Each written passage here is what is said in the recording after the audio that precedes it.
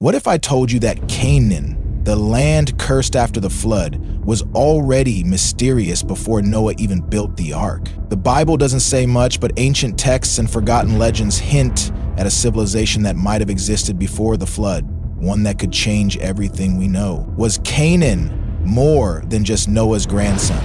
Was the land of Canaan connected to the world before the flood, the world of the Nephilim, the Watchers, and ancient corruption? Canaan. We know him as the grandson of Noah, the son of Ham, the one whose descendants would inherit a cursed land.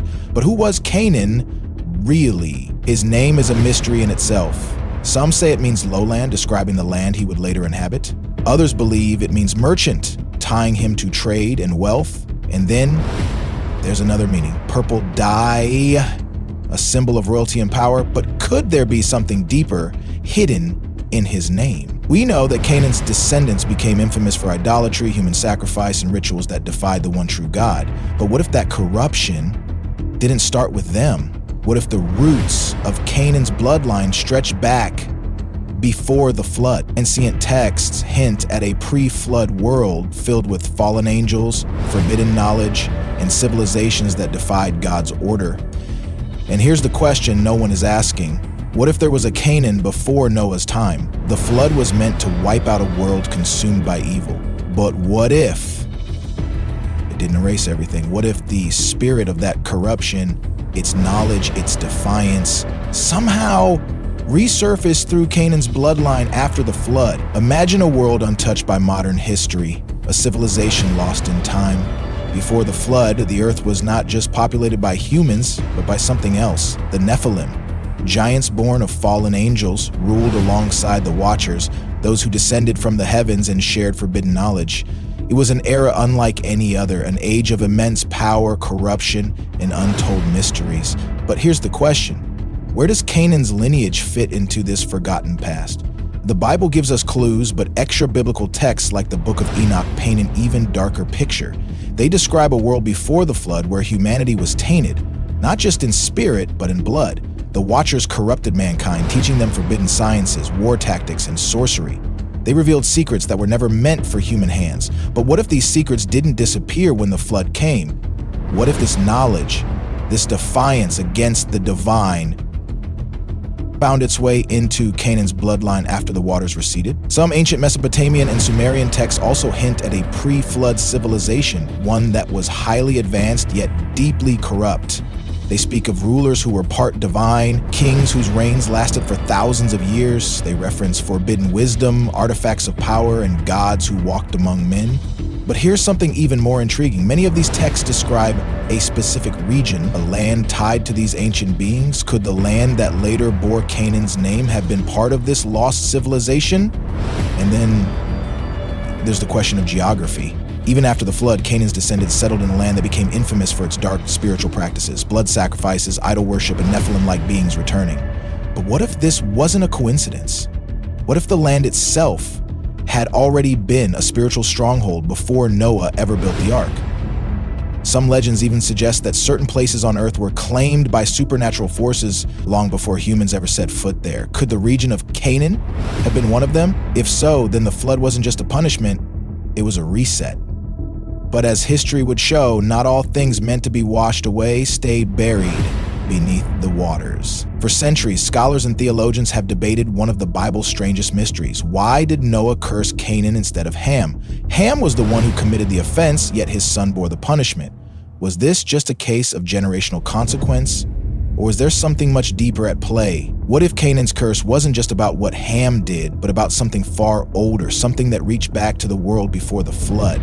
After all, Noah didn't just curse Canaan's future. He spoke of him as if he was already bound to servitude, as if his fate had already been sealed. But why? Could it be that Canaan's spiritual inheritance carried a shadow from the past? Think about it. The flood was meant to wipe out a corrupted world, yet after the waters receded, that corruption began creeping back. And nowhere was it more evident than in the land of Canaan. The Canaanites were infamous for their idolatry, their blood rituals, and, most disturbingly, the return of giants. Yes, giants. The Bible speaks of the Anakim, the Rephaim, and other monstrous beings who inhabited Canaan. But weren't the giants destroyed in the flood?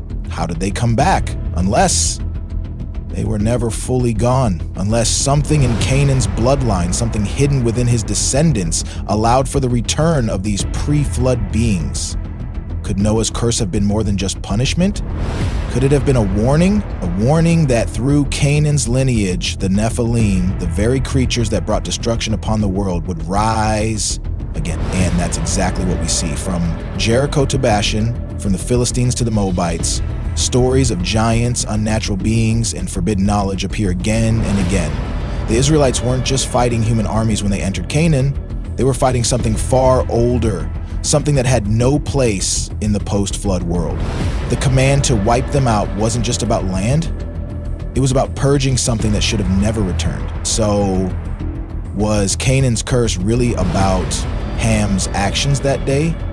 Or was it the continuation of a battle that started before the flood? One that still echoes through history. For centuries, Canaan has been at the center of a cosmic battle, one that goes far beyond territorial disputes. When the Israelites were commanded to conquer Canaan, was it really about land? Or was it about something far more dangerous, something ancient that needed to be stopped? The Canaanites weren't just any civilization. They practiced dark rituals, human sacrifices, and worshiped gods that bore eerie similarities to the pre-flood world, Baal, Moloch, Asherah. Were these just idols or echoes of something older? Something tied to the forbidden knowledge that once corrupted humanity before the flood? But let's take a step back. Who were the people of Canaan really? And why were they such a threat? The Bible describes them as wicked, deeply entrenched in pagan worship, but history and archaeology suggest they may have inherited knowledge and practices from a much older world, one that existed before the flood.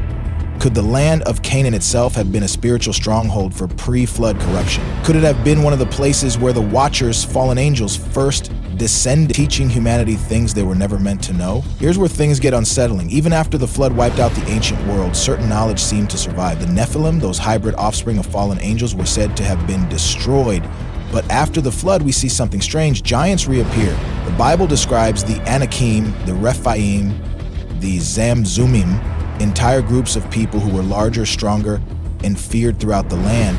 Could it be that Canaan and his descendants were the key to their return? And here's something even more bizarre. Some scholars believe that Canaan himself may have carried a spiritual inheritance that tied him to this ancient corruption. We know that Noah cursed Canaan, not Ham, which has puzzled people for centuries. Why curse the grandson instead of the father? Could it be that Noah saw something in Canaan, something that reminded him of the pre-flood world? Something that wasn't just about rebellion, but about a lineage that would once again invite darkness into the world. We know that the giants of Canaan weren't normal. When the Israelite spies entered the land, they reported seeing Nephilim there. Numbers 13:33 states, "We seemed like grasshoppers in our own eyes, and we looked the same to them." This wasn't just an exaggeration. This was fear of something unnatural. And here's the critical question. Were these beings truly human? Or were they a resurgence of the pre-flood Nephilim? A second wave of something that should have been destroyed? Think about it. Why was God so specific in commanding the Israelites to wipe out certain tribes entirely? Men, women, children, even livestock. This wasn't just about conquest. It was about complete eradication. Could it be that these tribes had tainted bloodlines linked to something inhuman? If Canaan's descendants had somehow inherited or revived the genetic or spiritual corruption of the Nephilim, then their destruction wasn't about ethnic cleansing. It was about preventing an ancient evil from taking over the world once again. And what's more, these beings weren't just physically intimidating. They were tied to dark spiritual practices, blood sacrifices, rituals that invoked fallen entities, and a level of depravity that mirrored the world before the flood. This was more than just idol worship. It was an entire system designed to maintain power through forbidden knowledge. And that knowledge, it didn't come from humans alone. But here's where things get even more chilling. Canaan's legacy didn't just disappear. Even after the Israelites waged war against them, echoes of their influence continued to spread. The Philistines, the Phoenicians, and even the Carthaginians carried on elements of Canaanite worship.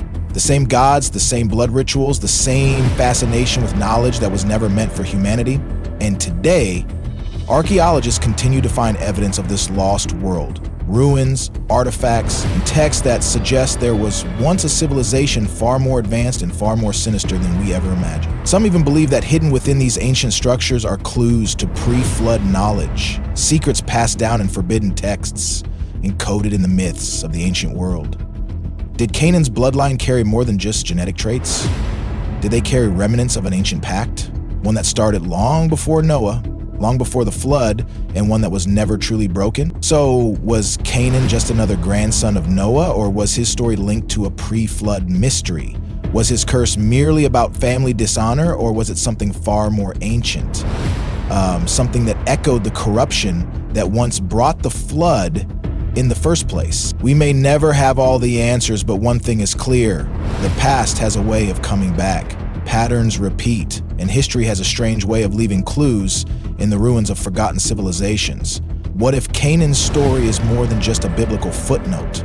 What if it's a warning? And if you thought this was strange, wait until you hear about what happened next. The giants didn't just disappear after the flood. In fact, they came back stronger, deadlier, and more intertwined with the power struggles of the ancient world.